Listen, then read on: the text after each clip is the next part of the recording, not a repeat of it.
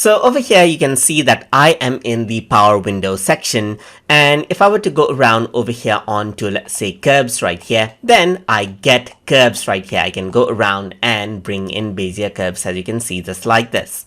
But if I were to go around onto the top, and let's say if I were to take something like the square box right here, then they don't have curves right here, but you can go around and drag around their corners, as you can see.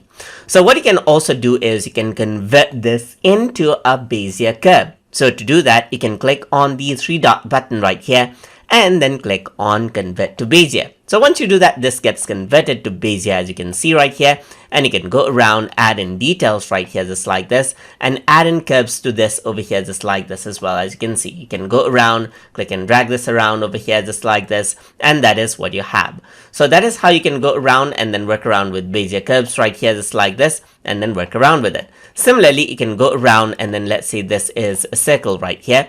You can go around, convert this. So you can right now, if I were to click and drag, this is what you have. But if I were to go around onto the three dot button, you can convert to Bezier, and you can see that it gets converted into Bezier curves right here, and you can modify it further. And that is how you can use the convert to Bezier option inside a power window for different shapes that you bring in. So I hope you guys learned something as always. And as always, please like, comment, share, and subscribe.